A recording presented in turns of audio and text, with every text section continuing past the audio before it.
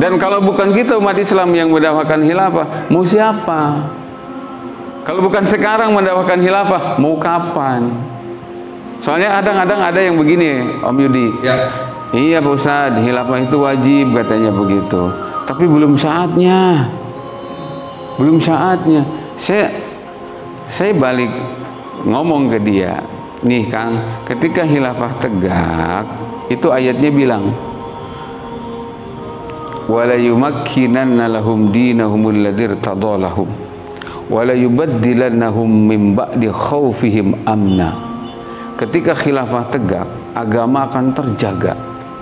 Yang kedua, dunia yang hari ini diwarnai dengan kedzaliman dan kejahatan akan berubah menjadi kedamaian dan keadilan. Masa Akang diajak damai, diajak adil, ngomong belum saatnya. Anda menikmati kegalauan. A'udzu billahi minasy syaithanir rajim.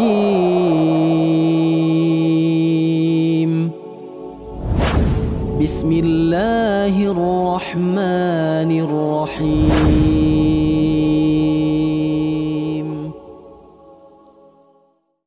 Assalamualaikum Pak Kiai. Waalaikumsalam warahmatullahi wabarakatuh. Kang Yudi, ya. Iya.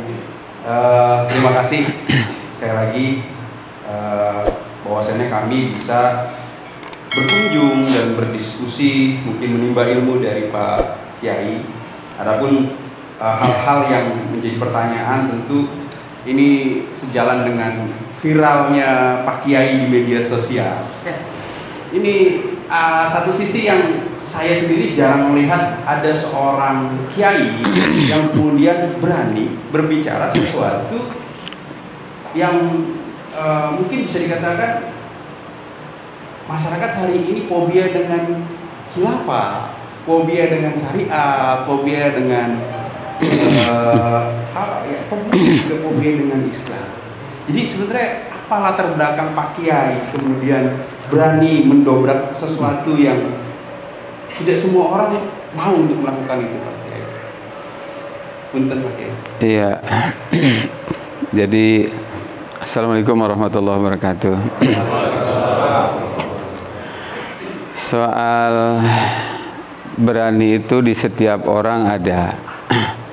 Soal takut juga itu di setiap orang ada. Tapi kita sebagai muslim sebenarnya sudah dididik berani karena benar, takut karena salah. Itu aja sebenarnya. Jadi kalau saya di media sosial ataupun di pengajian-pengajian yang saya isi langsung, itu menyampaikan hal-hal yang orang tanda petik kelihatan tabu, takut untuk itu, ya sebenarnya itu adalah karena terdorong dengan keyakinan bahwa ini benar loh gitu. Karena ini benar, maka pantang bagi saya untuk takut gitu. Itu sih. Karena apa yang Pak Kiai sampaikan adalah satu kebenaran. Betul. Dan apa yang disebut benar itu kan harus pakai dalil. Dalam hal ini kita sebagai muslim harus punya prinsip. Benar itu adalah sesuatu yang dibenarkan oleh Allah dan Rasulnya, meskipun oleh seluruh penduduk bumi, apalagi oleh rejim gitu itu dianggap salah. Sebaliknya, salah itu adalah sesuatu yang oleh Allah dan Rasulnya dianggap salah, meskipun oleh seluruh penduduk bumi, termasuk di dalamnya oleh para penguasa, dianggap benar. Ya tetap aja salah gitu. Jadi dakwah harus mengikuti apa yang diperintahkan Allah dan Rasul, apapun resikonya. Jangan dakwah itu mengikuti selera, kemauan atau pesanan audiens gitu. Sponsor ya. Bukan. Gitu sih. Termasuk tadi khilafah ya, yang masih ditanyakan soal khilafah.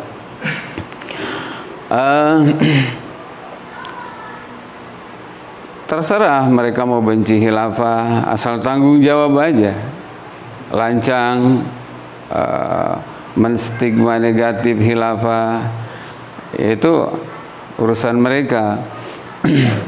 Termasuk khilafah dilarang, khilafah ancaman, itu urusan mereka. Urusannya juga bukan dengan saya, tapi dengan Allah dan Rasulnya. Tapi saya sebagai asli lulusan pesantren, punya kitab, ternyata khilafah itu wajib. Ya, di kitab-kitab semua 4 madhab itu khilafah itu wajib. Karena ini wajib, maka saya harus menyampaikan ini wajib. Soal opini mengatakan, oh ini terlarang, mari kita buktikan dalil, mari kita buktikan sejarah. Apa yang menyebabkan alergi dengan khilafah gitu.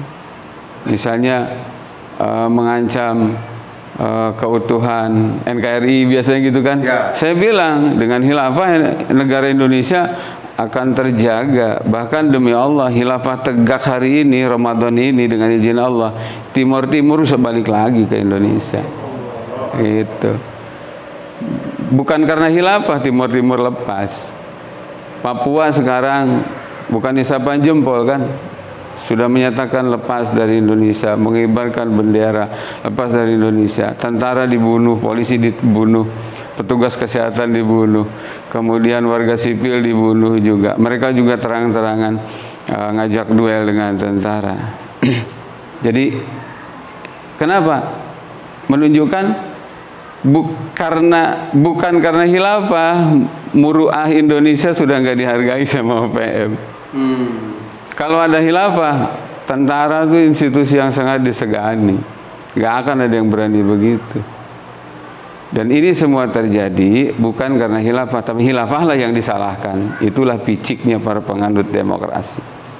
Karena dakwah itu kan nggak cukup hanya untuk membentuk kesolehan individu, harus juga merubah, membentuk sistem yang bagus, yang baik. Sistem yang bagus, sistem yang kafah. Betul. Seberapa kafah Pak Kiai? Kafah itu, bahasa kafah itu bahasa Arab, artinya total. Ketika ditanya seberapa kafah, ya sekafah-kafah. Kafah itu kan total, betul. Berarti ganti sistem atau ganti negara? Wajib ganti sistem, wajib ganti rejim. Ya. Tapi bangsa tetap ya? Oh iya. Jangan dikira kalau Indonesia ganti sistem dari demokrasi yang sekuler, yang liberal, ya, yang saya katakan, yang mengakui segala macam dosa, melegalkan segala macam kesesatan gitu, diganti dengan khilafah, bukan berarti terus Indonesia dihancur-hancurin, enggak, cuma ganti sistem dari buruk ke baik, dari jahiliyah ke Islam gitu. Hukum buatan bangsa-bangsa manusia diganti dengan hukum Allah yang punya Indonesia. Ada muslimin nggak Pak Kiai? Jangankan saya, Rasulullah juga dimusuhin.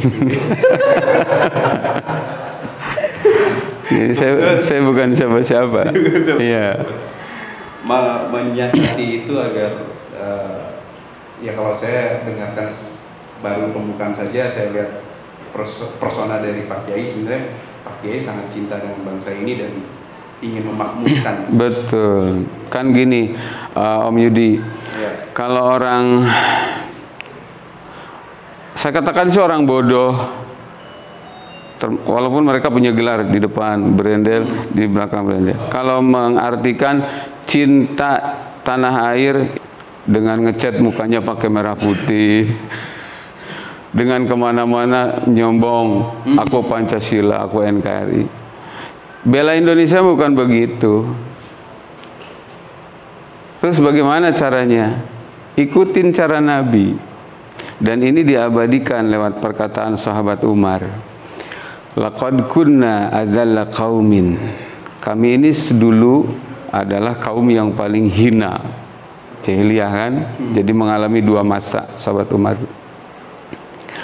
Fa'azzanallahu bil Islam. Kemudian Allah memuliakan kami, mengangkat kami dengan Islam. Jadilah kami bangsa yang maju, kata sahabat Umar tuh. Bangsa yang merdeka dalam arti yang sesungguhnya. Menjadi bangsa yang disegani, dihormati, bukan ditakutin, disegani, dihormati. Bil Islam. dengan Islam. Famahma natlubul izza bi ghairihi adzallanallah. Kata beliau, maka kalau kita ingin mulia tapi bukan dengan Islam, itu salah. Yang ada Allah akan menghinakan kita. Begitulah ceritanya. Jadi untuk membuktikan bela Indonesia itu artinya apa? Berjuanglah siang malam supaya hukum jahiliyah yang sekarang dikekepin ini dibuang, diganti pakai Islam. Itu namanya cinta dan bela sejati untuk Indonesia, tempat di mana saya dilahirkan. Tanpa harus saya ngomong cinta negara. Tapi Pak Kiai, ya. Konteks Islam, apakah Islam secara agama atau Islam secara universal? Karena bangsa ini di dalamnya terdiri berbagai macam suku, baik, budaya, keyakinan. Ya.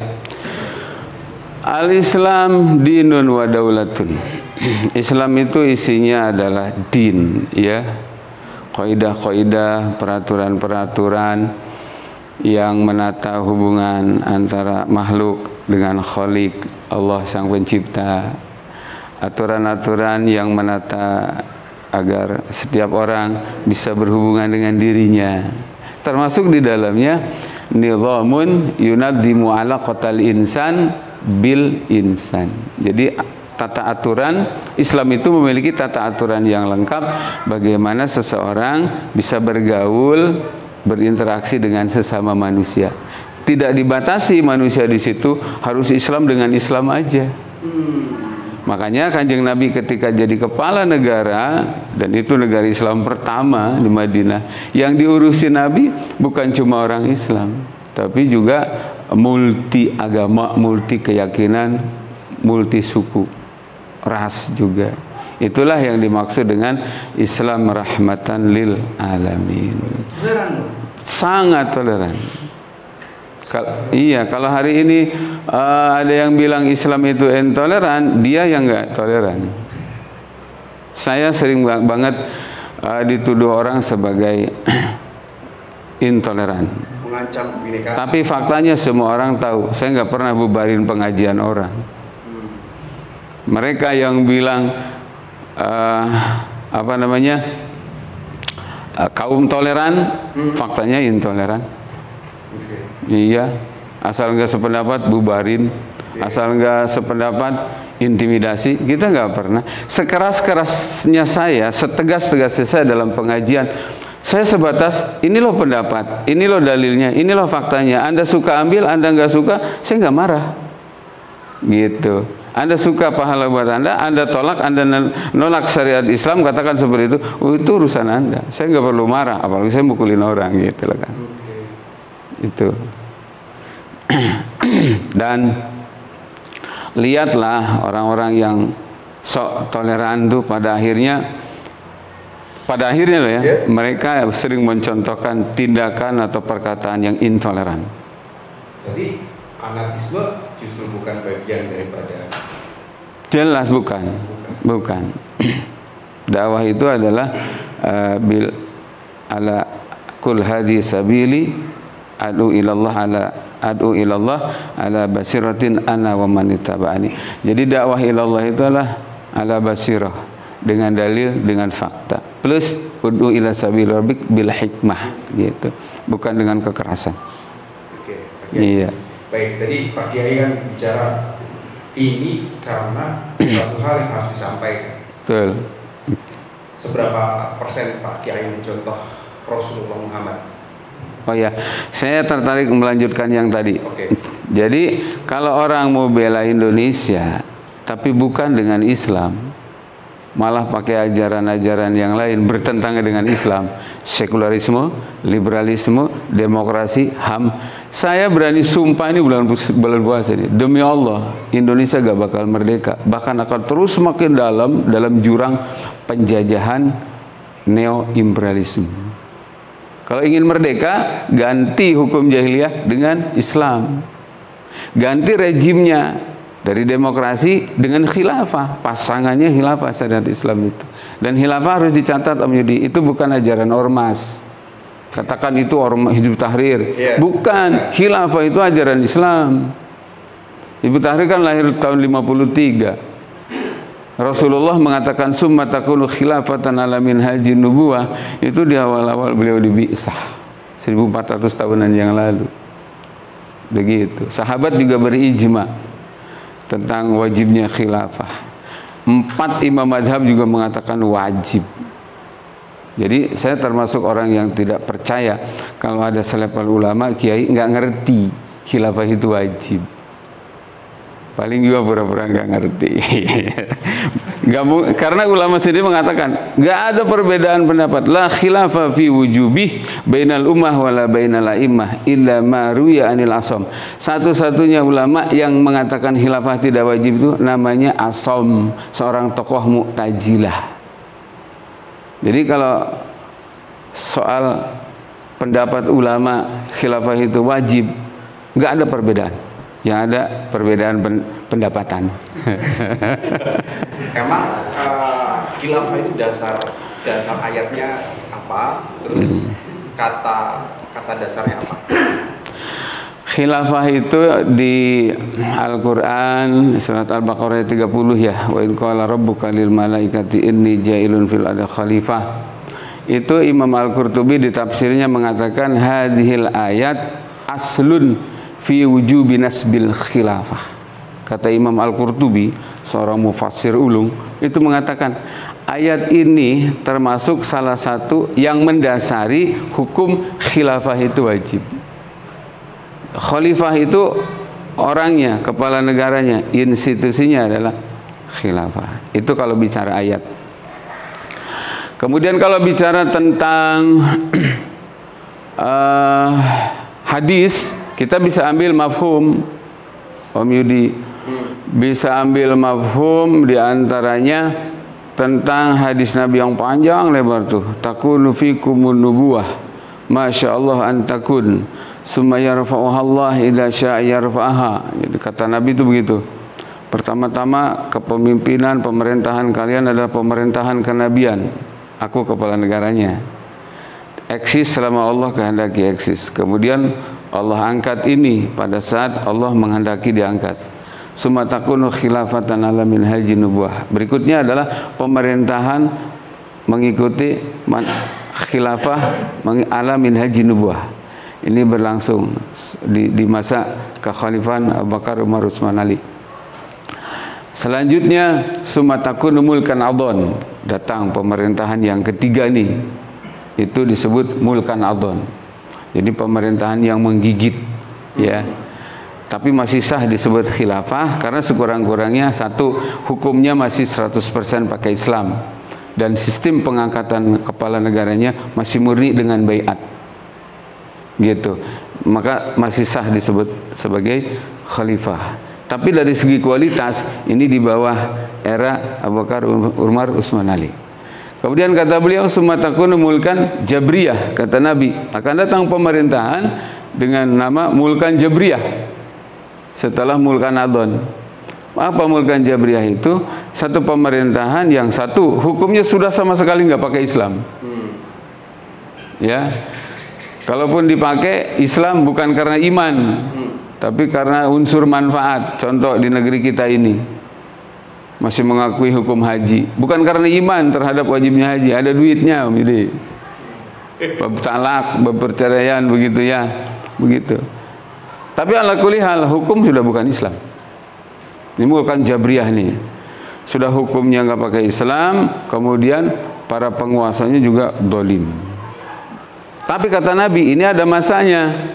Setelah ini berakhir, summa takunu khilafatan ala minhajin nubuwah. Akan datang nanti kekhilafahan ala minhajin nubuwah. Disebutkan ini era khilafah an-nubuwah as-saniyah karena yang pertama di era Abu Bakar, Umar, Utsman, Ali. Ini akan datang. Setelah itu Nabi bilang summa sakata. Itu semua nubuatan-nubuatan. Itu. Kita berada di era mulkan jabriyah. Ya, mulkan jabriyah. Jadi penguasanya udah nggak berpihak ke rakyat, berpihaknya ke pemodal gitu ya. Meskipun KTP-nya Islam, ya, tapi hatinya benci sama Islam. Tapi hukum Islam di sini sejalan tidak dengan hukum kesemestaan? Kalau dibilang begini, yang jelas sih Islam datang untuk mengganti semuanya, bukan untuk menyesuaikan, atau apalagi ketika Islam dianggap tidak sesuai, Islamnya yang harus adaptasi. Seperti pernyataan Pak Mahfud MD, dakwah kita ini tugasnya adalah mengindonesiakan Islam, bukan mengislamkan Indonesia. Itu kata-kata yang apa itu? Ya, jadi Islam itu mau diindonesiakan. Jadi nanti apa yang ada di Indonesia, kulturnya apa, yang baik, yang buruk, yang hak, yang batil, pokoknya Islam harus mengikuti selera ini.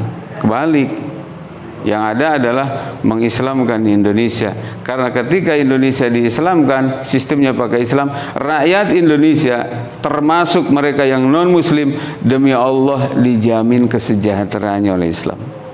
Pelayanan maksimal. Betul, listrik gratis, kesehatan gratis, pendidikan gratis, jalan tol gratis, itu dalam Islam. Betul. Saya berharap Pak Jokowi bangun jalan tol lebih banyak. Betul. Nah, jadi Islam itu akan menjamin, melayani, mengayomi ya rakyat apapun agamanya. Tapi di kalimat ini ada pihak yang nggak suka, maka dibuatlah fitnah. Islam ancaman, khilafah ancaman. Bukan. Islam khilafah karena akan menerapkan syariat Islam, itu yang akan menyelamatkan. Sekurang-kurangnya begini, Om Yudi. Ya. Ketika Indonesia pakai Islam dan sistemnya juga pemerintahannya dengan khilafah, itu yang akan terjadi begini. Jadi kan nanti hukum publik ini sekurang-kurangnya ketika khilafah tegak itu, satu, agama terjaga. Agama terjaga dari penista. Orang-orang di luar Islam juga sebatas didakwahin untuk masuk Islam. Ketika tidak, la ikraha fiddin, tidak dipaksa. Betul. Yang kemudian berikutnya adalah hifdun nafas, nyawa terjaga. Ya, karena ada kisos kan.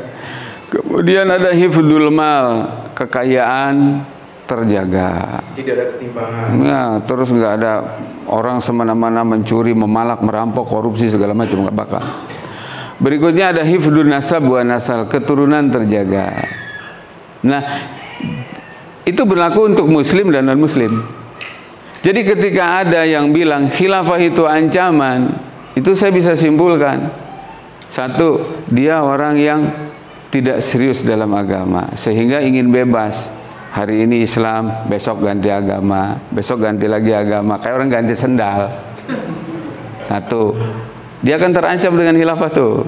Yang kedua, orang yang menolak ditegakkannya khilafah, itu otaknya otak ngeres, jiwa pembunuh, karena tidak suka ketika nyawa dipelihara. Tiga, yang nolak khilafah padahal menerapkan syariat Islam, salah satunya adalah hifdul mal, menjaga kekayaan individu, kekayaan negara, kepemilikan umum. Yang merasa resah dengan khilafah, saya yakin mereka yang di otaknya ada mental rampok, korupsi segala macam, pencuri, termasuk juga apa, para cukong, kacung, asing, pelayan asing, itu terancam itu. Yang keempat apa? Para penjinah. Waduh, saya kalau khilafah tegak nggak bebas saya jinah gitu. Islam termasuk yang anti dengan perzinahan, tapi Islam akan mengarahkan kepada pernikahan. Ya, jadi hal-hal yang bisa menjurus kepada perzinahan itu A sampai Z diurusin sama Islam. Hari ini kenapa orang begitu mudah berzina? Satu, karena minimnya pendidikan dan pemahaman agama, itu akan ditingkatkan di dalam Islam. Yang kedua, perzinahan. Kenapa banyak orang senang dengan perzinahan? Karena di Indonesia zina itu dilegalkan. Legal. Legal. Sekurang-kurangnya saya bisa menyimpulkan dari Kemendikbud. nomor 30 tahun 2021 itu. Isinya itu legalkan zina itu. Apa tuh Pak Kiai? Saya belum tahu nih, saya baru tahu. Ya, buka ya. Nah, rinciannya begitu. Dan ini didiskusikan di banyak forum. Artinya saya nggak asbun. Gitu. Jadi selama dua belah pihak tidak ada yang menjadi korban, itu nggak bersalah. Itu bukan delik hukum. Kan itu artinya apa? Monggo bari jinah mah gitu. Betul. Bahasanya memang tidak dilegalkan, tapi seperti itu. Tidak berdelik hukum manakala kedua belah pihak tidak ada yang merasa jadi korban gitu. Itu kan artinya apa? Buat orang yang sehat bisa menyimpulkan ini membolehkan. Cuma permainan kata-kata aja. Ya, berikutnya adalah bahwa kenapa banyak orang berzina? Karena nggak ada hukum yang tegas untuk para pelaku zina. Beda dengan Islam. Kenapa marak perzinahan? Berikutnya juga karena situs-situs pornonya dipelihara. Di Indonesia ini aneh, situs dakwah dibredel, ya, situs porno dipelihara. Begitu. Dakwah-dakwah banyak situs-situs dakwah dibredel itu ditutup. Sementara situs porno dipelihara. Ada prostitusi online, judi online, ya, pinjaman online, semua online. Nah, oke, berikutnya apa lagi?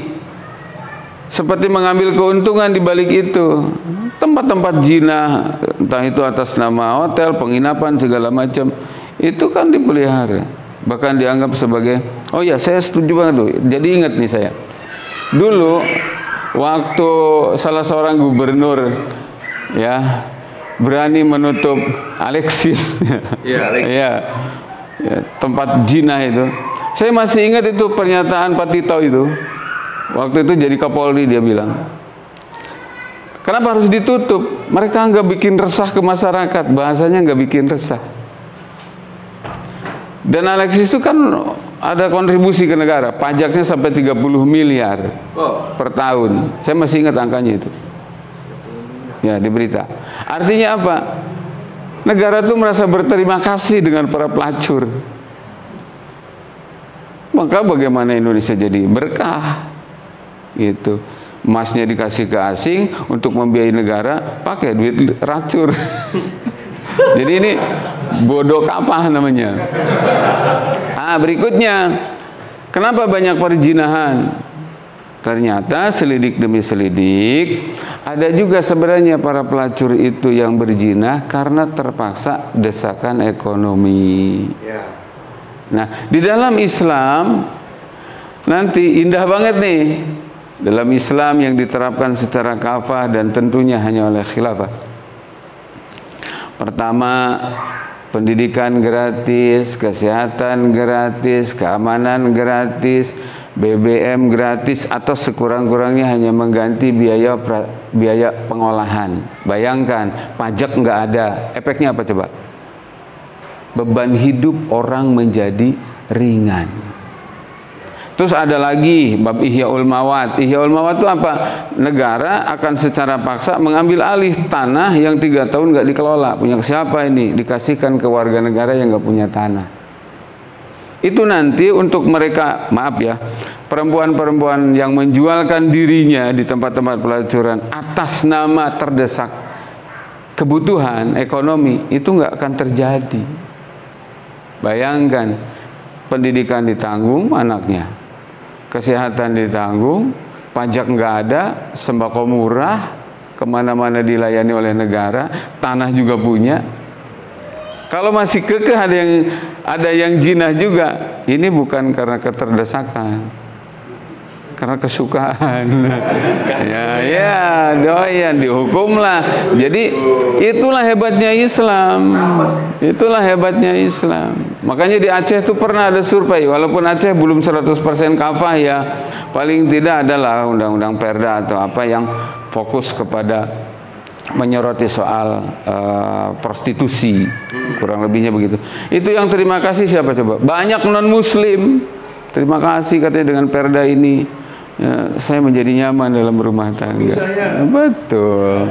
Tidak jajan lagi. Kayak begitu. Ya, jadi memang saya tadi bilang, kenapa harus takut? Gitu loh. Jadi sebenarnya hukum Islam tidak mengancam mereka yang berada di luar Islam. Enggak sama sekali. Enggak sama sekali. Cuman dari mana kita mulai, Pak Kiai? Terserah Om Yudi. Gitu. Iya. Dari mana kita mulai? Iya. Jadi kalau mau bela Indonesia tuh pakailah sebagaimana Nabi membela tempat kelahirannya. Jadi seberapa persen kita nyontoh Nabi? Baik. Mencontoh Nabi itu ada kaidah ya. Di usul fikih itu ada al-aslu fi af'alin nabi al-ittiba illa ma warada ad-dalilu ala takhsisihi bin nabi.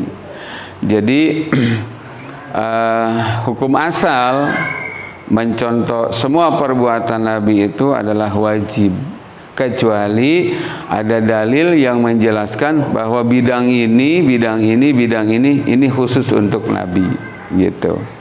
Kalau yang itu kita enggak diperintahkan untuk ikut ke Nabi. Tapi selama tidak ada dalil yang mentaksis, maka kita wajib mencontoh Nabi gitu. Wajib? Ya.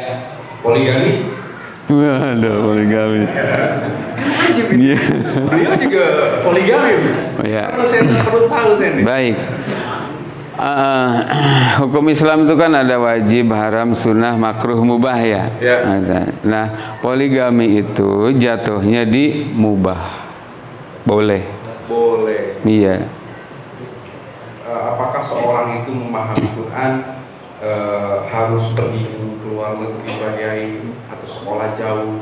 Sebenarnya seseorang yang mungkin tanda kutip hijrah ya, habis hijrah kemudian akhirnya memilih hidup di dalam Islam atau menjadikan Islam sebagai jalan hidupnya, itu memulai memahami Quran itu dari mana sebenarnya? Ya, kalau di mana ngaji, kepada siapa, tempatnya di mana aja bebas. Yang penting kalau jurusannya ke Quran ya belajarlah ke ahli Quran, ahli mahraj, ahli tajwid gitu. Naik peringkat ke pemahaman Al-Quran tentu ke ulama-ulama yang menguasai nahwu shorof, yang bisa membuka kitab-kitab tafsir. Tidak harus ke luar negeri. Indonesia udah banyak para ulama gitu kan sih. Iya. Ulama-ulama itu rata-rata 30 tahun ngajarin wudu mulu kan. Ah, itu masalahnya. Jadi iya, tadi pagi itu, tadi sore jam 4 saya ngajar anak santri ya, kitabnya Nidham Islam, pas babnya bab juga Nidham Islam. Saya jadi teringat karena Om Yudi nanyain ya. Di Islam itu ternyata tidak ada dikotomi. Ini ruhaniawan, otomatis jangan nyentuh politik misalnya. Ini ulama tugasnya ngurusin ibadah aja, 30 tahun babudu gak kelar-kelar misalnya gitu. Urusan ekonomi, budaya, sosial, pendidikan, hankam, politik, bernegara, itu bukan urusan saya. Itu dikotomi, bahasa ininya sekuler. Itu yang sekarang terjadi. Jadi benar, ulama di Indonesia ini banyak. Tapi sayangnya ulamanya banyak yang tidak mencontoh Nabi. Sebagai ulama menguasai ilmu agama sekaligus juga menguasai urusan dunia, politik dunia. Karena beliau seorang pemimpin dunia. Betul. Pemimpin bangsa. Iya. Jadi satu hal yang terjadi, saya berani loh tanggung jawab dan saya nggak takut kewalat. Ya. Kalau mengkritik apa yang terjadi kekurangan di ulama itu bukan berarti sul adab ke ulama. Tapi ini bicara tentang fakta ilmiah, sesuatu yang bisa dibuktikan. Ya. Jadi walaupun pintar banget ilmu agamanya, tapi kemudian disekat pemahamannya. Kamu ranahnya ranah urusan ini aja deh, bab ibadah aja, salat, zakat, puasa, haji, jangan ikutin urusan ini. Nah, ini penyakit sebenarnya. Ya, betul. Perintah kafah itu adalah memahami Islam utuh, mengajarkan Islam utuh, mempraktekkan Islam utuh. Begitu. Secara keseluruhan, ya. holistik, iya. secara utuh. Jadi di Islam itu nggak boleh ada ini bidangnya apa, rohaniawan, ahli wirid, ahli dikir, ahli tapakur, terus menafikan urusan kehidupan, urusan sosial kemasyarakatan. Itu bukan urusan saya mau urusan semedi gitu. Itu bukan. Dalam Islam nggak ada istilah begitu, nggak boleh. Bagaimana Nabi, bagaimana para sahabat adalah contoh ideal mempraktekkan Islam. Mereka ahli dikir, tapi mereka juga ahli ekonomi. Mereka ahli wiridan, nangis di tengah malam, besoknya ahli administrasi, gitu. Canggih ini. Nah, yang sekarang dipraktekkan oleh banyak orang, termasuk mohon maaf, banyak oknum, ulama dan kiai, nggak begitu. Dah, saya mau ngurusin ngajar aja, urusan pertama naik mah bukan urusan saya. Waduh, kacau. Ya, urusan saya mah ngurus santri, ngajar sapinah, kalau di pesantren tuh ngajar takrib, ngajar fathul muin. Urusan ibu kota negara mau pindah, itu bukan urusan saya. Parah ini. Kacau. Nggak boleh ini terjadi terus menerus kayak begini. Ini nggak sesuai mempraktekkan Islam kayak begini dengan para sahabat. Nggak sesuai. Tapi kan banyak banget. Ini gimana nih? Kalau saya tidak salah, ya dalam beberapa tahun yang lalu, sempat MUI kalau nggak salah dengan kementerian mengeluarkan satu ide gagasan mensertifikasikan para ulama. Tapi sampai sekarang nggak tahu tuh saya beritanya.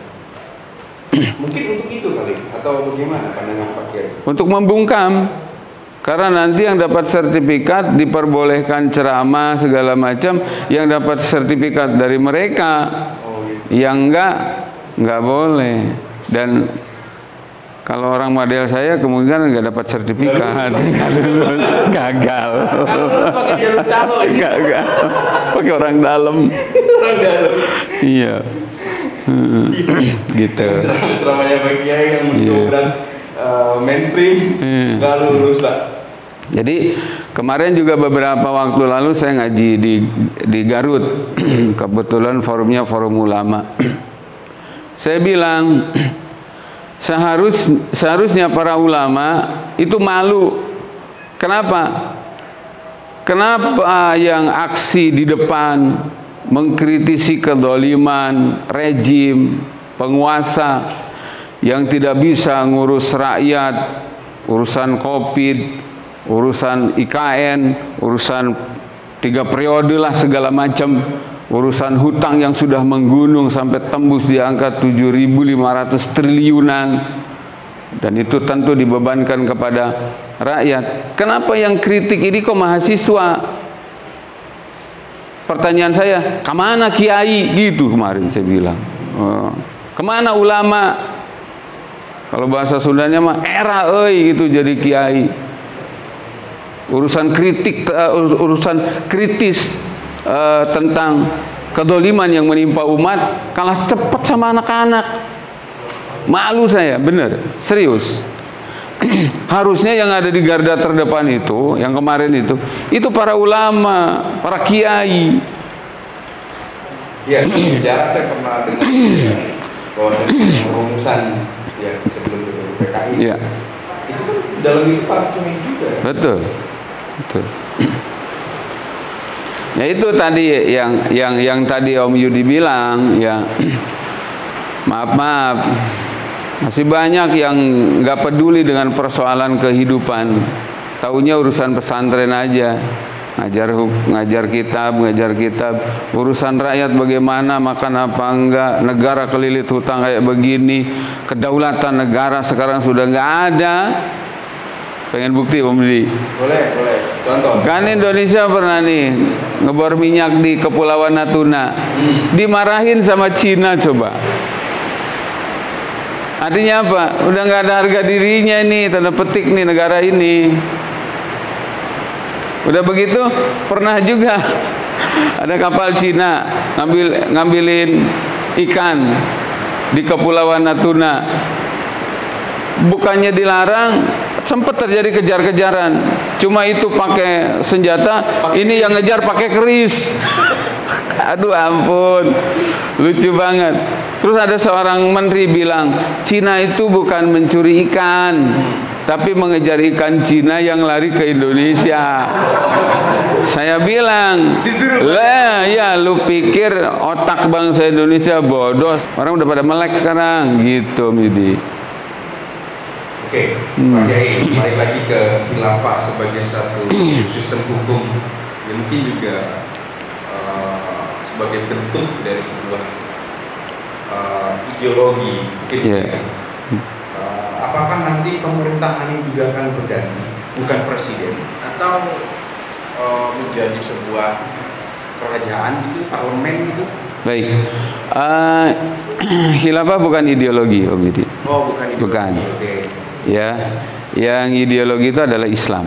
Islam yang ideologi. Ya. Baik. Kalau khilafah itu tepatnya adalah bagian dari syariat Islam. Ini penting diluruskan. Terus, ya di dalam sistem khilafah, saya bandingkan dengan demokrasi lah ya. Boleh, boleh. Ya. Jadi bedanya begini, khilafah itu nanti bedanya dengan demokrasi, calon pemimpinnya harus memenuhi kriteria 7 syarat. Muslim, laki-laki, baligh, merdeka, berakal, mampu, gitu. Adil, 7 tuh. Di demokrasi, mau laki mau perempuan sama aja. Mau adil mau dolim boleh. Mau laki perempuan boleh. Mau pinter mau bodoh nggak masalah. Karena intinya kan yang penting terpilih. Nah ya, satu. Yang kedua, di dalam sistem khilafah, bedanya dengan demokrasi nih, itu yang milih di dalam khilafah itu adalah dibatasi. Sebatas ahlul hilli wal aqdi, para alim, para ulama, tidak melibatkan orang bodoh, tidak melibatkan orang-orang pendosa. Kalau di dalam demokrasi, mohon maaf ya, semua yang 17 tahun milih.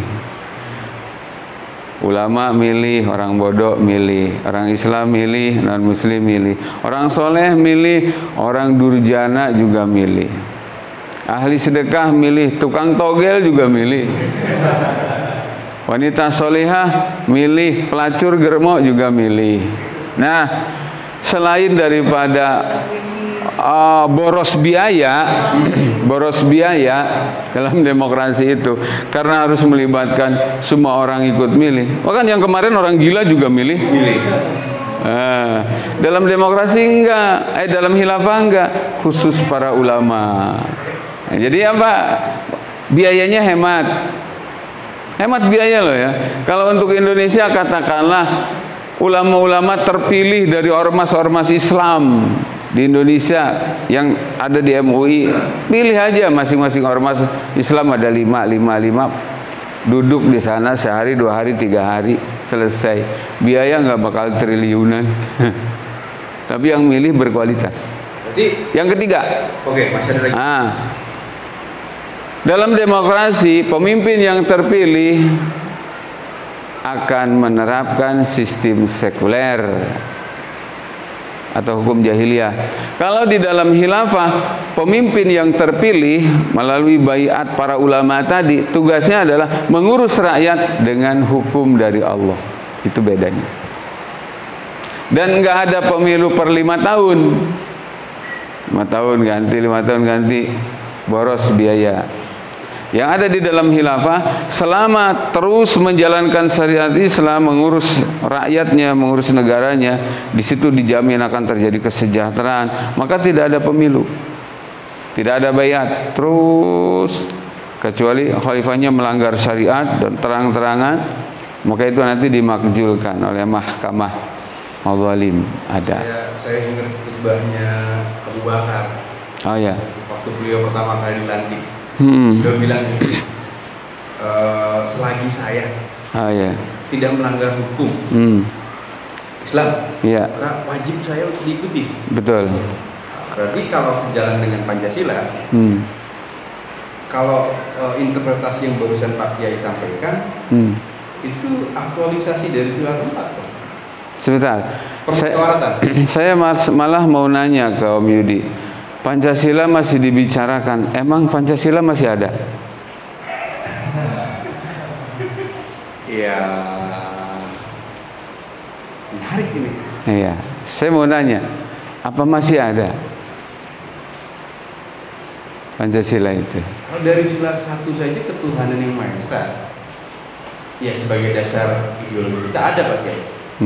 Interpretasinya yang belum menyeluruh. Kemanusiaan yang adil dan beradab ada nggak? Belum. Persatuan Indonesia yang ada perpecahan Indonesia. Keadilan sosial, mending bicara yang real aja. Karena koruptor, penjual aset-aset negara hari ini bisa legal tuh dengan tameng Pancasila. Begitu. Ya.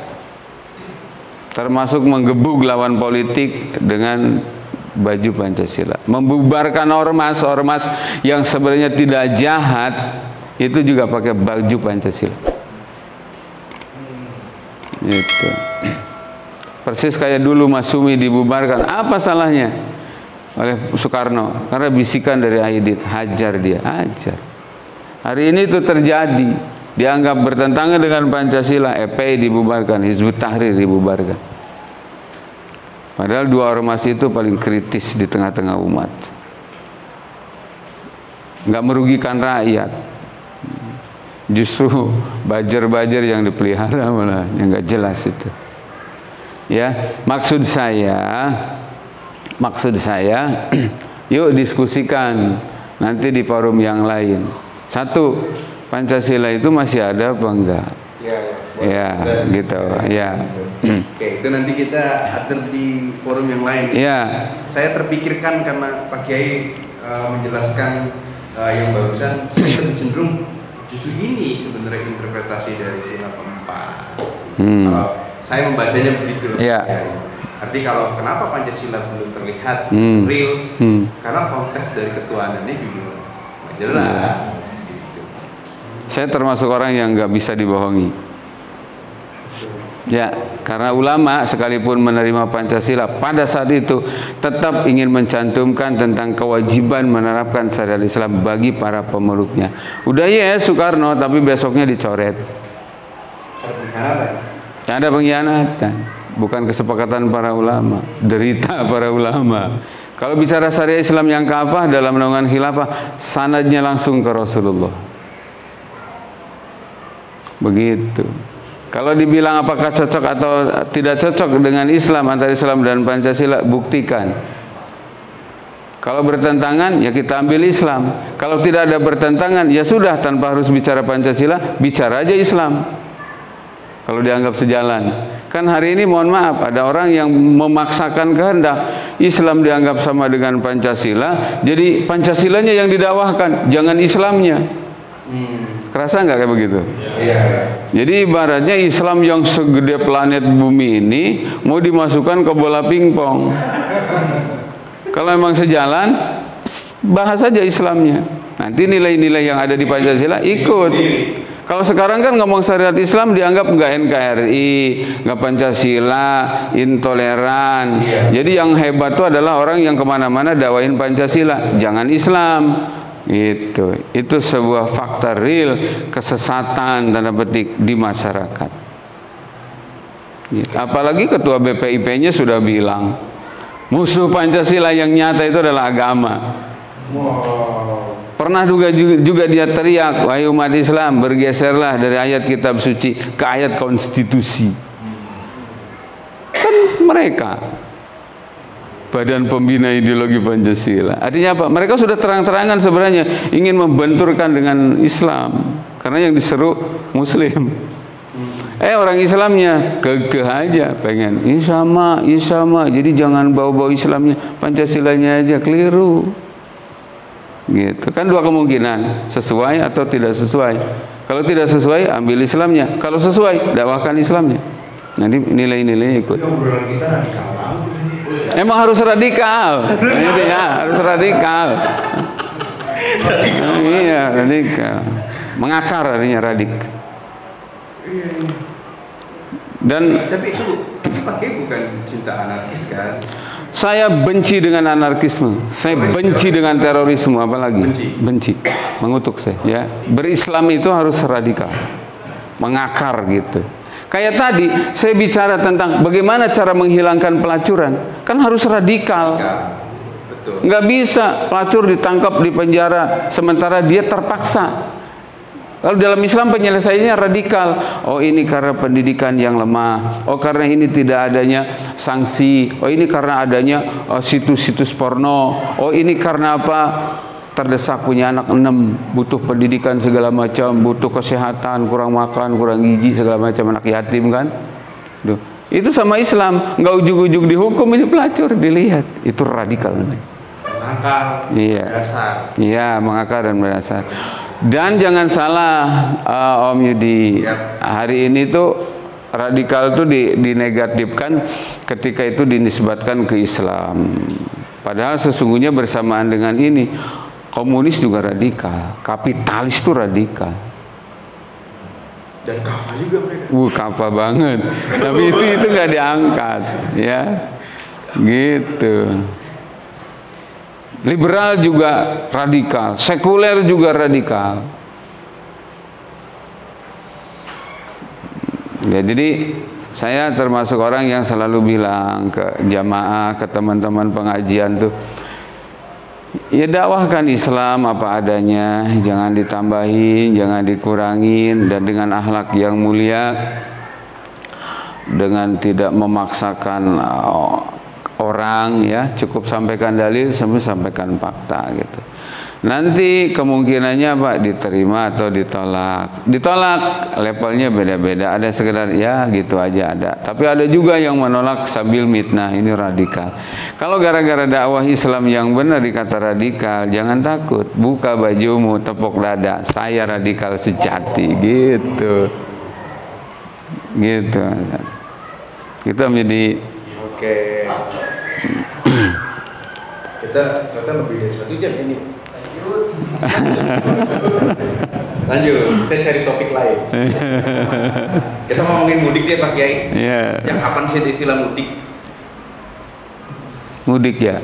Itu hukumnya apa itu mudik tuh? Kalau selama tidak dikatakan wajib, ya artinya yang nggak mudik tuh nggak merasa berdosa, yaitu mah mubah-mubah aja. Nggak bisa dibilang wajib, nggak bisa dibilang haram, nggak juga dibilang sunnah. Tapi kalau isi dari mudik itu adalah silaturahmi, ya, kemudian ketemu orang tua, pulang dari perantauan, yang kayak begitu, ya masuk. Iya. Karena kan rata-rata mudik itu adalah satu tradisi dalam suatu menyambut atau perayaan dari Idul Fitri. Menurut Quran, apa itu Idul Fitri? Id kembali al-fitri fitrah, ya, sambungannya dengan hadis Nabi, kullu mauludin yuladu alal fitrah.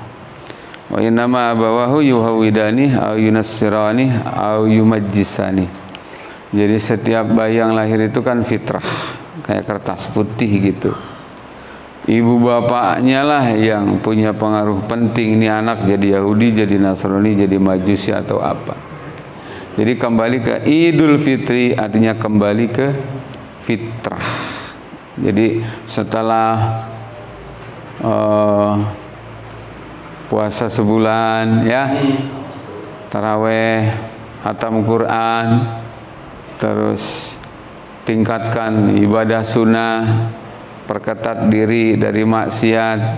Ketemu tuh hari dimana karena bonus dan fadilah-fadilah di hari-hari Ramadan, ampunan dosa segala macam, maka orang ini di hari raya setumpuk menggunung pahala dan kebaikan, 0% dosa. Jadi Idul Fitri itu cuma bagi mereka yang ibadah. Kalau konteksnya dalam hukum Islam, itu bagaimana kaitan Idul Fitri dengan hukum Islam? Kalau sebentar, ada ulama mengatakan laisal id liman kana saubuhu jadid, walakinnal id liman kana imanuhu tazid, liman kana ta'atuhu tazid gitu. Jadi id itu bukan bagi mereka yang bajunya baru, nggak puasa juga ngaku Idul Fitri, ya puasa enggak, itu taraweh enggak, dia paling depan di garda terdepan Idul Fitri. Ya bukan bagi mereka. Idul Fitri itu adalah buat orang yang selama Ramadan berjuang keras gitu ya, meningkatkan keimanan dan ketaatan. Sehingga disebutkan di situ, Id bukan untuk orang yang bajunya baru, tapi Id bagi orang yang iman dan taatnya bertambah. Gitu. Laisal id liman kana saubu jadid, walakinnal id liman kana imanuhu wa ta'atuhu tazid. Gitu. Masih belum puas nih, Pak Kiai. Karena kita bahas khilafah kan ya, tadi kita bahas khilafah. Ya. Kaitannya dengan Idul Fitri, konteks idnya sendiri nih Pak Ustaz, yang masih belum ngeklik kalau saya penjelasan Pak Ustaz terkait dengan sistem khilafah. Apakah nanti akan tetap ada Idul Fitri ketika khilafah ada? Ada. Tetap ada? Iya. Dalam arti gini loh, serangkaian ibadah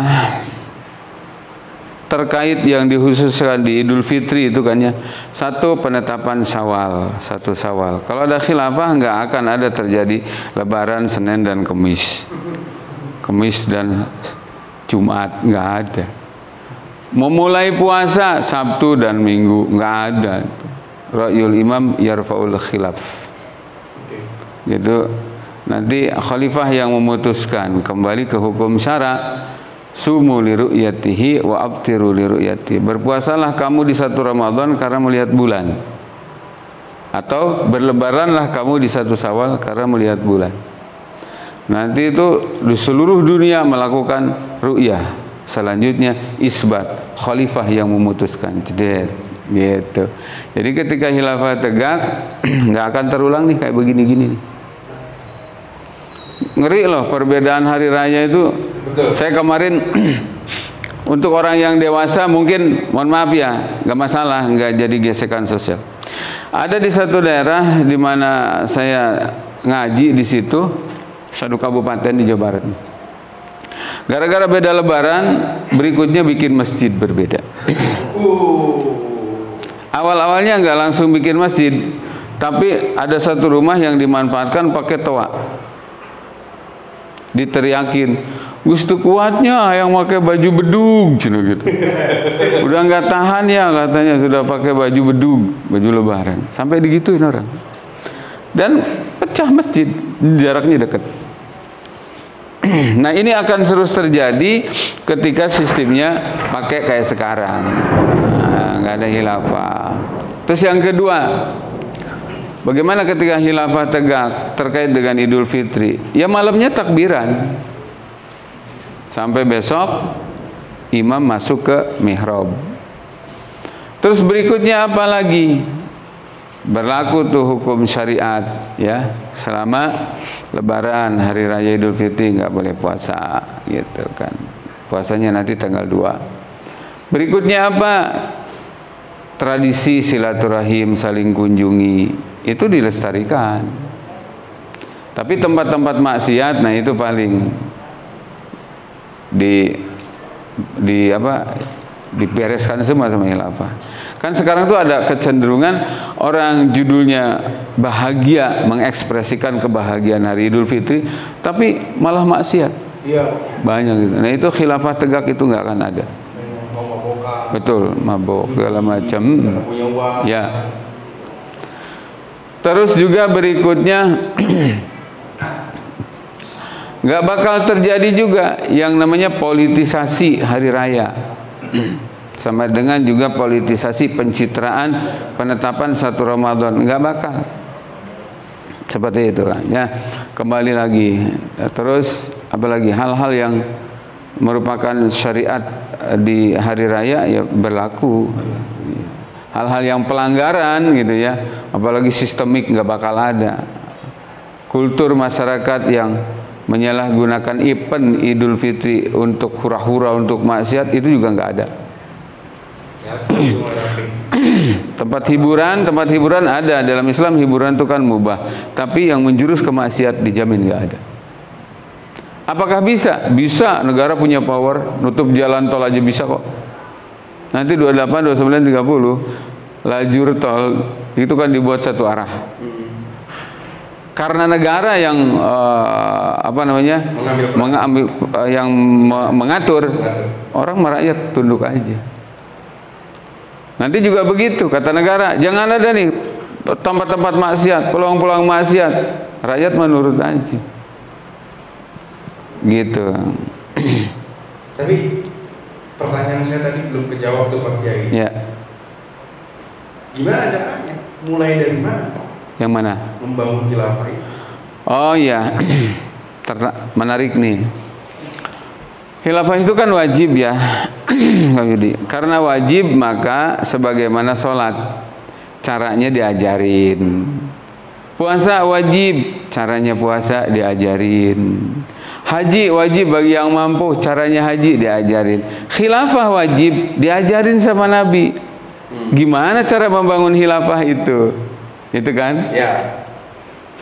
Diambil dari sirah nabawiyah, ternyata thariqah untuk membangun khilafah itu caranya adalah satu, taskif, pembinaan. Jadi pembinaan ya secara rutin, terstruktur gitu.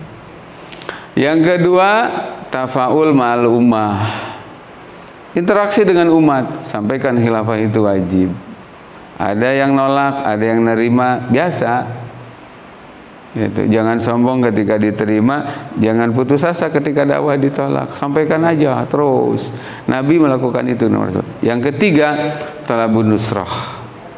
Orang-orang khusus itu merapat kepada tokoh-tokoh simpul umat.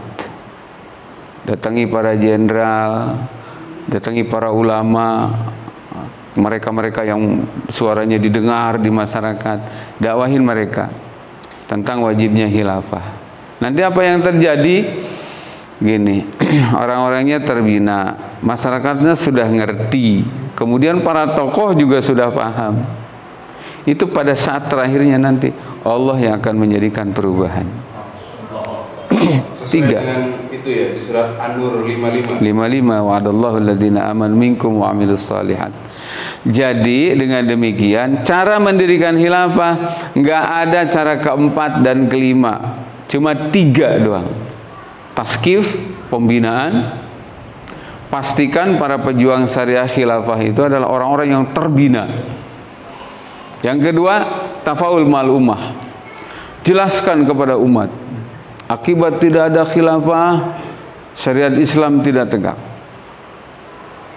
Akibat syariat Islam tidak tegak, akhirnya yang tegak hukum jahiliyah. Akibat dari hukum jahiliyah yang tegak, ekonomi kita hancur, moral kita hancur, pendidikan kita hancur, keamanan negara kita hancur, gitu. Bangsa kita menjadi bangsa yang mohon maaf hanya pindah model. Dulu dijajah secara fisik, hari ini dijajah non fisik, gitu. Kasih tahu ke umat, nih BBM sekarang mahal, itu akibat tidak diterapkan pengelolaan sumber daya alamnya, tidak pakai syariah. Minyak goreng kemarin langka, bilang karena tidak ada khilafah, akibat tidak diterapkan syariat Islam. Gimana cara itunya? Kasih data. Hampir 25 juta lahan perhutanan ya, yang sejatinya itu merupakan kepemilikan umum, dikelola sepenuhnya oleh negara, diserahkan kepada rakyat, diserahkan kepada 19 pengusaha. Akhirnya apa? Terbesar kebun sawitnya, tapi sulit mendapatkan minyak goreng. Sekalinya keluar, harganya sudah melambung tinggi. Ada yang bermain, siapa? Mafia. Gitu. Apa namanya tuh? Kartel. Iya, gitu. Jelaskan dalam khilafah, nggak mungkin. Nanti umat ketika sadar menerima khilafah, 2 kemungkinan. 1, kalau orang yang beriman dikasih ayat, dikasih hadis langsung iman. ini loh ayatnya, ini hadisnya, ditopang ini loh kesepakatan para sahabat, inilah kesepakatan para ulama. Orang yang imannya benar dengan itu langsung iman. Tapi ada juga orang yang dengan ayat, dengan dalil nggak masuk, kasih fakta, ya mudeng dia, oh gitu ya, nah itu lumayan. Yang kasihan tuh yang bebel banget, dikasih ayat nggak terima, dikasih fakta juga nggak mudeng. Kadang-kadang saya mikir, ini orang kasih makanan apa sampai belet kayak begini gitu. Sekurang-kurangnya kan nggak ngerti ayat, nggak ngerti hadis, dengan fakta berasa gitu loh. Gitu. Tadi yang keempat dan kelima apa Pak Ustaz? Nggak ada. Tiga aja. Tiga, oh hanya tiga saja. Iya, taskib, tafaul, talabun nusrah. Jadi ini penting nih, biar orang pada tahu tidak ada cara mendirikan khilafah dengan kudeta. Menarik. Nggak ada. Setuju ini. Nggak ada. Revolusi pemahaman iya. Revolusi pemahaman iya. Menuntut pergantian sistem iya, nanti pada saatnya akan terjadi itu. Tapi itu kan anugerah. Kalau berdasarkan surat anugerah kan anugerah, tapi ada proses. Dapat anak itu anugerah, tapi jangan harap punya anak kalau nggak nikah. Iya. Khilafah itu anugerah, tapi jangan harap ujug-ujug tegak tanpa adanya proses. Dan kalau bukan kita umat Islam yang mendakwakan khilafah, mau siapa? Gitu. Kalau bukan sekarang mendakwakan khilafah, mau kapan? Soalnya kadang-kadang ada yang begini, Om Yudi. Ya. Iya Pak Ustadz, khilafah itu wajib katanya begitu. Tapi belum saatnya. Belum saatnya. Saya balik ngomong ke dia, nih Kang, ketika khilafah tegak, itu ayatnya bilang, wala yumakkinanna lahum dinahumul ladzi irtadalahum wala yubaddilannahum min ba'di khaufihim amna. Ketika khilafah tegak, agama akan terjaga. Yang kedua, dunia yang hari ini diwarnai dengan kedzaliman dan kejahatan akan berubah menjadi kedamaian dan keadilan. Masa Akang diajak damai, diajak adil, ngomong belum saatnya. Anda menikmati kegalauan. Ketika khilafah tegak, perzinahan itu disanksi tegas. Masa akhirnya apa? Rumah tangga orang pada nyaman. Diajak begitu, Anda bilang belum waktunya. Oh, Anda menikmati perzinahannya. Jangan-jangan Anda termasuk orang penzina ini. Gitu. Ketika khilafah tegak, koruptor itu dibabat habis itu. Tegas banget koruptor itu. Kan salah satu yang menyebabkan Indonesia bangkrut itu karena kejahatan koruptor kan. Dan saya berani bilang Om Yudi, kalau koruptor itu sesungguhnya adalah tidak lebih baik daripada teroris.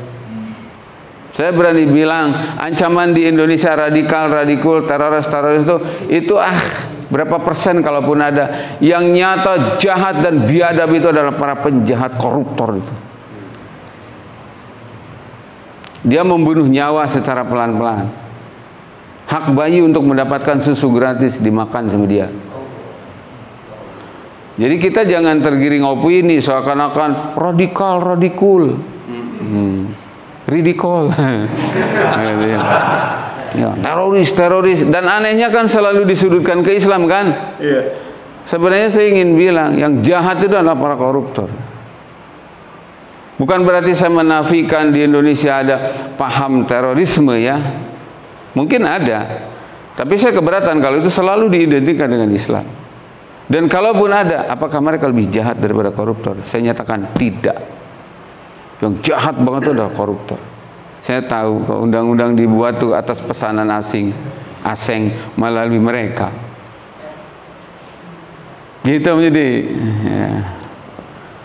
Jadi kalau bukan kita mau siapa? Ya, kalau tidak sekarang mau kapan? Sebenarnya saya juga sepakat Pak Kiai kalau dikatakan bahwasannya hari ini kita hidup dalam kondisi yang jahil ya. Ya. Nah, masuk pertanyaan nih Pak Kiai. Ya. Apa yang dibawa Isa dengan apa yang dibawa Muhammad secara khilafah, secara hukum khilafah Atau pemerintahan sama atau beda Pak Kiai? Ya, begini, kitab suci di dunia, saya bicara sebagai muslim, yang dijamin keasliannya itu adalah Al-Quranul Karim. Sedangkan kitab suci di luar Al-Quran itu fakta, semuanya sudah diamandemen. Lain negara, lain bahasa, lain isi, lain kesimpulan. Maka ketika satu kitab suci sudah tidak murni lagi, tidak asli lagi dari Allah apa adanya, itu di situ sudah masuk hukum buatan manusia. Entah volumenya berapa persen, tapi sudah tidak murni lagi. Satu. Yang kedua, kalau tadi yang dimaksud adalah kitab suci Injil yang asli, ya, itu juga mengatur politik, misalnya. Maka saya hanya mengimani kitab suci Injil yang asli adalah sebagai kalamullah, kitab suci yang saya sebagai muslim wajib mengakui itu. Tapi maaf, dalam konteks pengamalan sudah tidak dibenarkan orang Islam mengamalkan kitab suci selain Al-Quran. Jadi ketika ditanya apakah sama atau tidak, kalau kembali ke kitab suci Injil yang asli boleh jadi, karena sumbernya sama-sama dari Allah. Itu ya. Tapi kalau sudah diamandemen, sudah dirubah, saya nggak percaya itu sebagai kitab suci. Dan yang ketiga, kalau itu sama-sama ini asli, terus ada kesamaan, bukan berarti saya boleh mengambil dari Injil, dari Taurat, nggak boleh. Saya hanya diperintahkan mengimani kitab suci, termasuk Injil, Taurat, dan Zabur, tapi dalam pengamalan saya hanya diwajibkan mengamalkan Al-Quran. Begitu.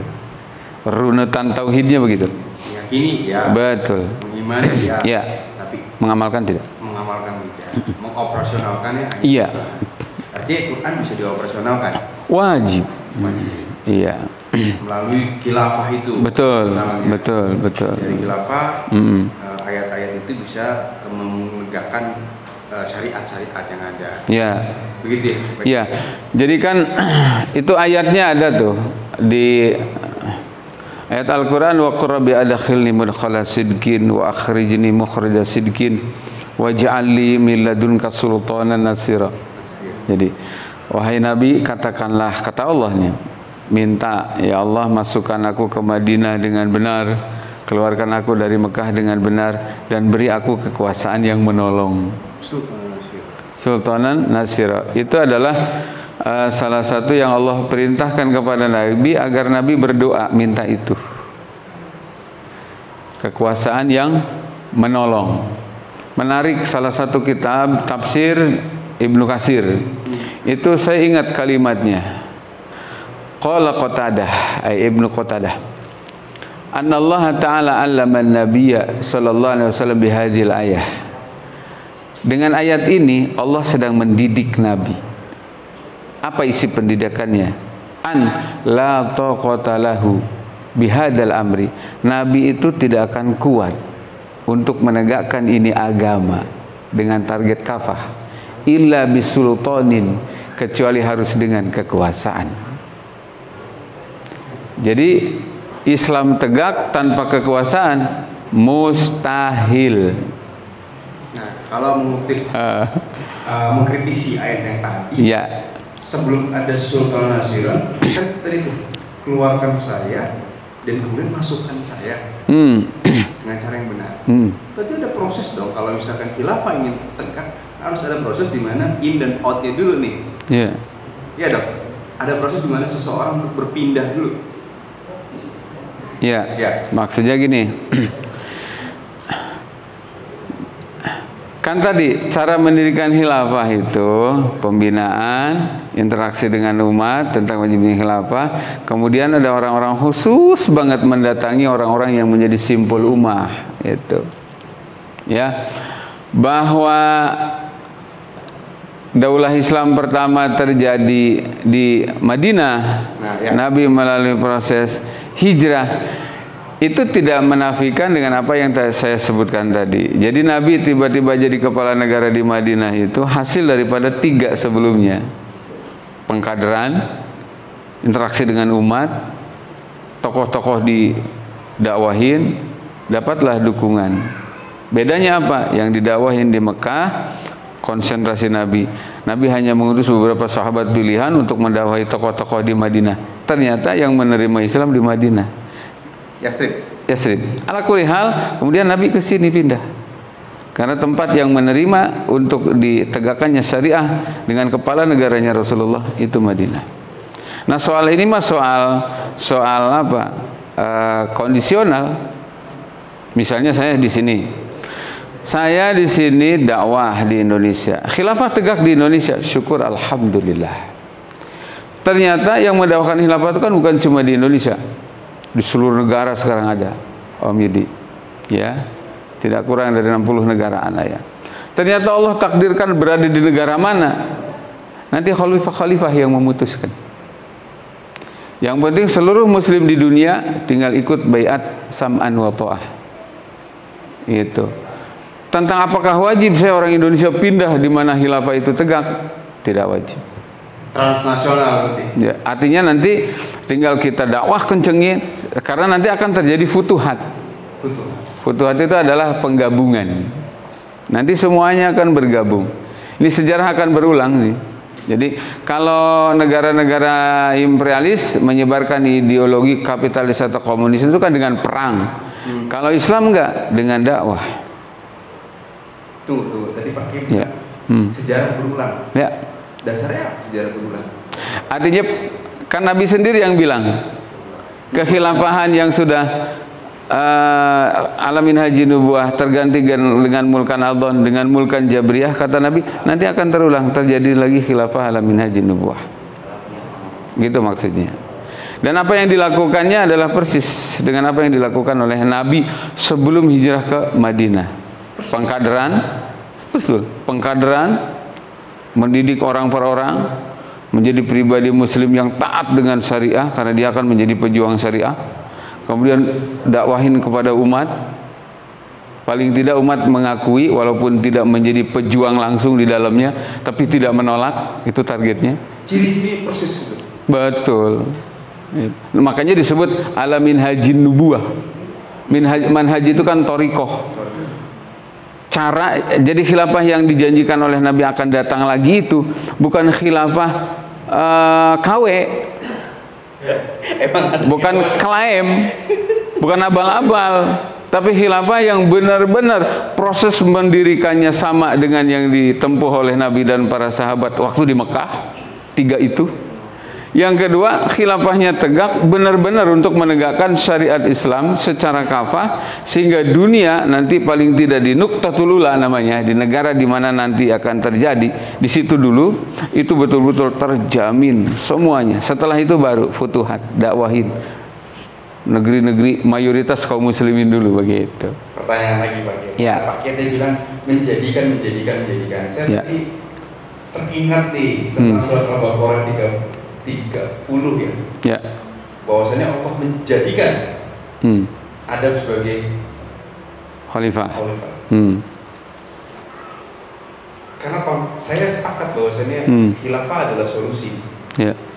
Cuman apakah kisah Adam itu hanya sebatas ada manusia pertama atau memang Allah sedang mencontohkan proses pembentukan khilafah ketika ada menjadikan khalifah gitu. Jadi bukan hanya sebatas manusia gitu. Ya.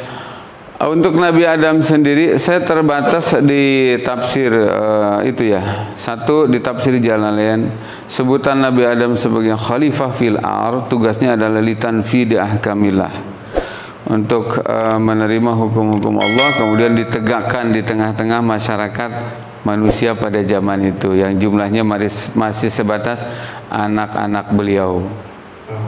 Terus Imam Al-Qurtubi menjadikan ayat ini seperti tadi saya katakan, hadhil ayat aslun fi wujubi nasbil khilafah. Di antara dalil wajibnya menegakkan khilafah adalah ayat ini di antaranya. Tapi secara spesifik bagaimana proses mendirikan khilafah, bagaimana struktur pemerintahan khilafah, bagaimana semua ya termasuk di dalamnya peradilan, sistem khilafah, ekonomi khilafah, sumber cara mengelola sumber daya alam, menciptakan keamanan dalam negeri, luar negeri gitu ya, hubungan antar negara, sistem khilafah. Saya mencontohnya lebih tertarik dari Rasulullah. Sirah Nabawiyah. Iya, karena kebetulan kitab-kitab itu yang saya kaji. Saya nggak ngaji kitabnya di zaman Nabi Adam. Maka saya nggak berani lebih lanjut. Tapi yang tadi, bahwa dalam tafsir Ibnu Katsir itu disebutkan, jadi Allah mendidik Nabi dengan ayat ini bahwa Nabi itu tidak akan kuat. La taqata lahu bihadzal amri, buka kitab tafsir kajian, illa bisultanin, kecuali dengan kekuasaan. Artinya apa? Kalau Nabi saja manusia yang afdalul makhluqat, imamul anbiya wal mursalin, itu untuk menegakkan agama kafahnya harus dengan sultan. Terus hari ini mengatakan nggak perlu pakai pemerintahan, Islam bisa jalan sendiri. Siapa elu? Nggak mungkin. Nggak mungkin. Mustahil. Jelas kan? Begitu. Jadi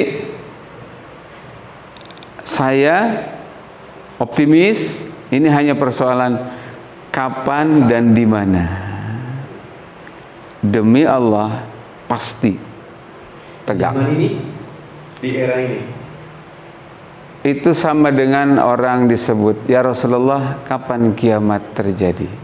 Kata Nabi, kamu sudah persiapkan apa untuk kiamat? Jadi ketika orang nanya, Ustaz, kapan khilafah tegak? Saya balik nanya, kontribusi apa kamu untuk tegaknya khilafah? Jadi kembali kepada kita. Yang pasti Om Yudi, karena ayatnya jelas, janjinya juga ada. Andai kata malam ini saya mati, khilafah belum tegak, apakah saya rugi? Tidak. Ada ayat menyebutkan, wa may yakhruj min baitihi muhajiran ilallah summa yudrikul maut faqad waqa'a ajruhu 'ala Allah. Siapa orang yang keluar rumah pada saat itu kan ingin hijrah dengan Nabi, kemudian di jalan meninggal dunia, maka pahalanya sudah utuh sebagaimana Nabi dan sahabat lain yang sudah sampai di Madinah. Makanya ada bahasa dari ulama, mautul mu'min ala niyatih wa amalih. Kematian seorang mukmin itu bernilai sesuai dengan niat dan aktivitasnya. Saya mati sedang perjuangan menegakkan khilafah, jangan khawatir. Pahala besar yang Allah janjikan, efek dari khilafah itu tegak, saya dapat semua. Palestina dibebaskan, penindasan di mana-mana dihentikan. Untuk konteks Indonesia, Freeport diambil alih oleh khalifah, diserahkan kepada rakyat semuanya, tidak dimakan oleh pejabat. Itu kan sedekah gede banget. Ya, betul. Nah itu saya dapat itu nanti. Perzinahan nanti dipertegas, hukumnya ditegakkan dengan tegas, pahalanya besar banget. Saya dapat itu semua. Jadi jangan khawatir, gak usah pakai nanya kapan khilafah tegak. Yang lebih pantas adalah kontribusi apa saya untuk tegaknya khilafah. Karena buat orang yang gak berjuang, meskipun malam ini khilafah tegak, dia gak kebagian apa-apa. Yang dapat jatah itu adalah apa yang dijanjikan Allah dan Rasul bagi pejuang. Jelas nggak Midi? Jelas. Iya gitu. Seperti itu.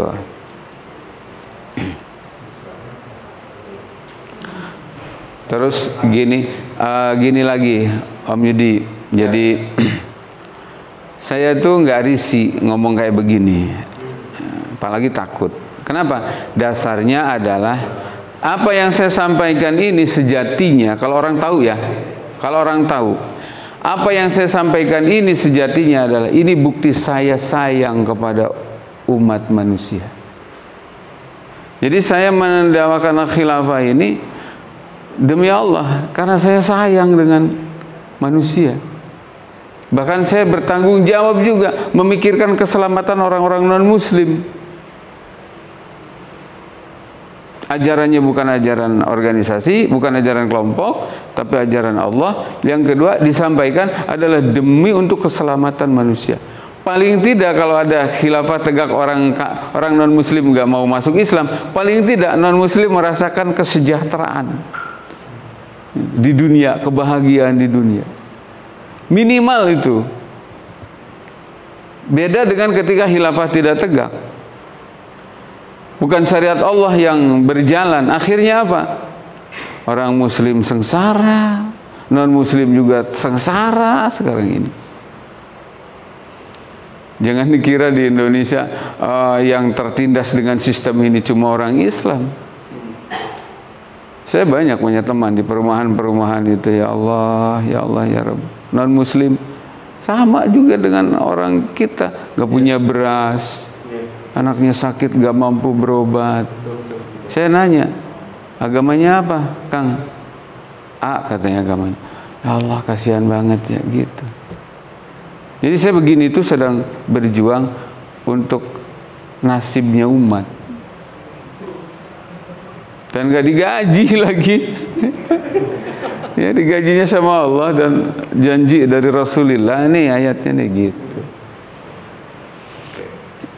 Dan saya mendakwahkan ini demi keselamatan umat, demi kemakmuran bangsa. Saya dakwah begini nggak 5 tahun sekali. Nah, mereka kan dakwah rakyat demi bangsa 5 tahun sekali kan? Iya, itu para munafikun itu begitu. Keluar ayatnya, keluar hadisnya, susah senang bersama rakyat, ya, segala macam. Ya. Sempat kan jadi macan Asia, sekarang jadi tikus Asia juga.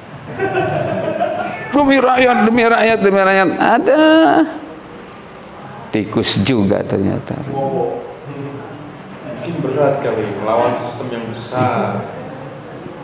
Karena bahasa ini selain radikal, ini juga terlihat utopis kok, pakai.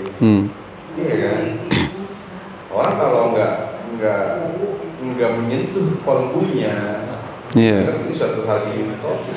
Ini hanya khayalan, hanya kegilaan semata, mungkin seorang Ahmad C. Iya betul. Iya kan? Iya. Makanya Sayyidina Ali bilang, undur maqala wala tandur man qala. Perhatikan isi yang disampaikan, jangan kamu melihat siapa yang menyampaikan. Seorang Ahmad Zainuddin bukan siapa-siapa, tapi yang didakwahkannya hakul yakin. Ini adalah langsung SK dari Allah dan Rasulnya. Merintanginya bukan merintangi saya. Ya sudduna an sabilillah gitu. Gitu. Jadi Sayyidina Ali yang bilang itu, jangan lihat siapa orangnya, lihat kontennya. Konteks. Iya. Konteks. Iya. Yang saya perjuangkan jelas ayatnya, jelas sejarahnya, jelas jaminan akan datangnya lagi. Yang mereka perjuangkan demokrasi, apa jaminannya? Udah jadi kacau begini pun masih dipoles-poles, ditutup-tutupin. Percuma. Tersungkur juga. Gitu.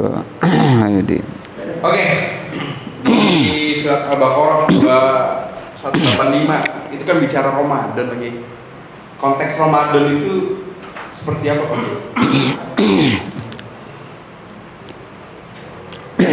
Spesifiknya apa? Ya, apakah Pak Kiai punya konteks Ramadan yang tidak mainstream? Kalau mainstream kan berpuasa.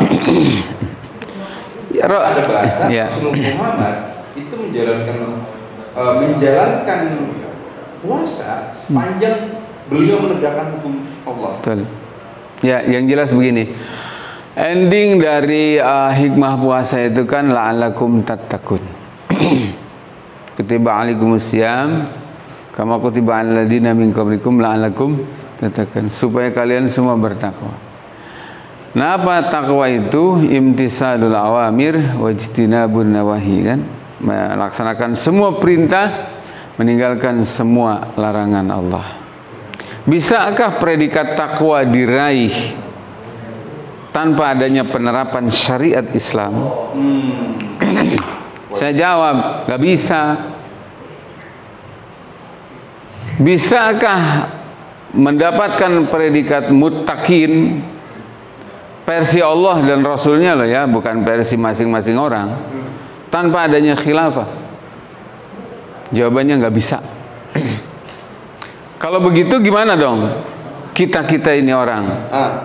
Kan tetap harus ke target maksimal.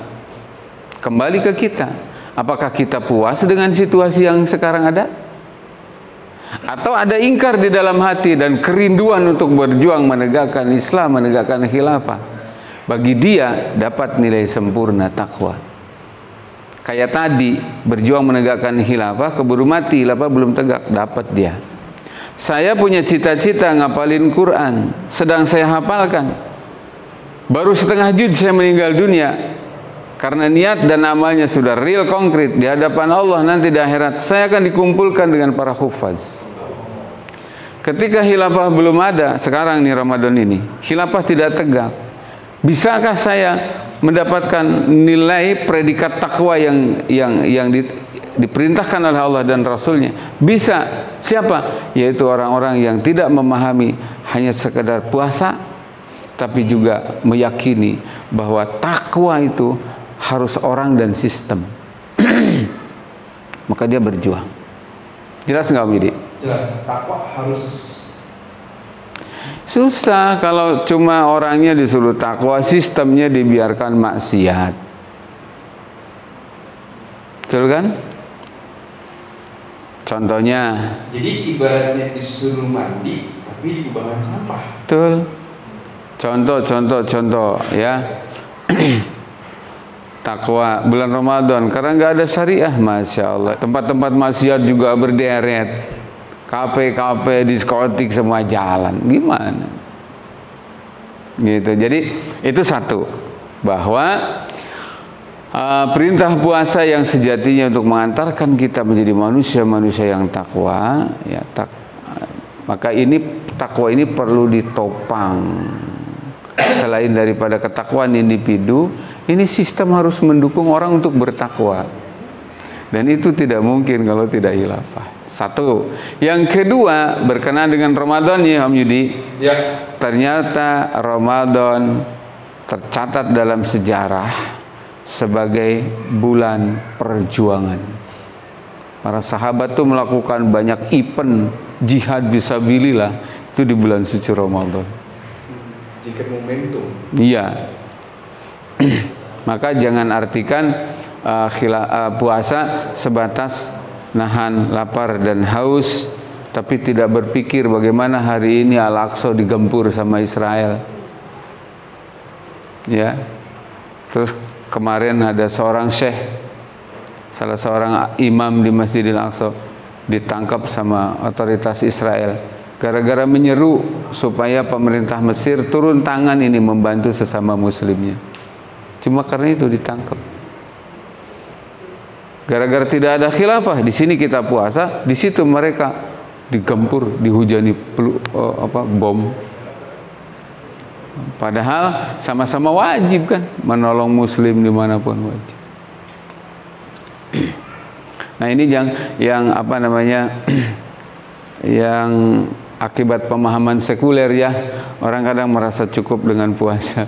Soal hukum apa yang tegak yang diterapkan nggak peduli, bukan urusan saya katanya. Banyak orang kayak begitu. Ya, nggak bisa. Jadi artinya apa? Untuk mencapai takwa itu tidak cukup hanya dengan puasa, tapi juga perlu ditegakkannya qisas, ya ayyuhalladzina amanu kutiba alaikumul qisas fil qatla dan seterusnya. Wa fil qisasi hayatun ya ulil albab segala macam. Ya ayyuhalladzina amanu kutiba alaikumul qisas, coba. Sama persis dengan ya ayyuhalladzina amanu kutiba alaikumus siyam. Kenapa siam diambil qisas dibilang radikal? Itu masalahnya. Ini nih, jadi orang Islam tuh sekarang ya, saya kritik dah orang-orang Islam deh. Ya demi kebaikan orang Islam, memposisikan syariat Islam nggak bedanya dengan orang prasmanan, Kang Yudi. Ini ada lawuh semeja nih, dia pilihin tuh yang suka diambil, yang nggak suka ditinggalin. Cara beragama kebanyakan orang Islam tuh kayak begitu. Ini nggak benar, nggak bisa begitu, ya harus diambil. Sedekahnya iya, tapi ninggalin ribanya enggak. Ya. Umroh hajinya iya, tapi korupsinya terus. Bahkan punya kesimpulan, saya korupsi tapi saya kan punya pesantren yatim katanya. 3 bulan saya nangis di Ka'bah katanya gitu. itu banyak terjadi itu. Dan ini diingatkan oleh ayat Al-Quran, Qul hal nunabbi'ukum bil akhsarina a'mala. Wahai Nabi, katakanlah, maukah aku kasih tahu kalian siapa manusia yang paling rugi amalnya itu? Kata Allah, alladzina dhalla sa'yuhum fil hayatid dunya, yaitu orang-orang yang ketika di dunia menempuh jalur sesat, wa yahsabuna annahum yuhsinuna sun'a, tapi perasaannya lagi takwa. Merasa-rasa, menduga-duga, betul. Jadi perasaan lagi ke surga, padahal langkahnya lagi ke neraka ini. Perasaan ini dapat syafaatnya Nabi, padahal sunnahnya sunnah Montesquieu. Atau karena salah baca. Itu diingatkan itu. Ya. Baik, Pak Kiai, terima kasih atas waktunya. Untuk session podcastnya kita selesaikan dulu. Enggak. Nanti habis ini kita diskusi. Baik. Begitu Pak Kiai. Ya. Atau Pak Kiai masih terhubung dengan Yang Maha Kuasa, jadi agak susah saya mengambil perhatiannya. Silakan. Karena biasanya kalau ada ayat tuh, waman yantiqu anil hawa in huwa illa wahyuha. Betul, iya. Jadi kalau lagi konsentrasinya dapet, itu kadang susah teralihkan. Iya. Jadi sekali lagi terima kasih Pak Kiai Ahmad Zain atas waktu dan kesempatannya sudah berbagi ilmu, menambah khasanah buat kita semua di bulan suci Ramadan ini, terutama untuk di channel kami di Suwarna. Baik, orang-orang yang percaya, kita barusan banyak mendapatkan pemahaman-pemahaman yang dobrak dari anti mainstream ya, terkait dengan hal-hal yang sebenarnya khilafah adalah satu sistem yang cinta damai. Betul. Dan ini adalah solusi. Namun berbicara kekuasaan adalah sesuatu yang dihadiahkan bagi orang-orang yang beriman dan memperjuangkan iman.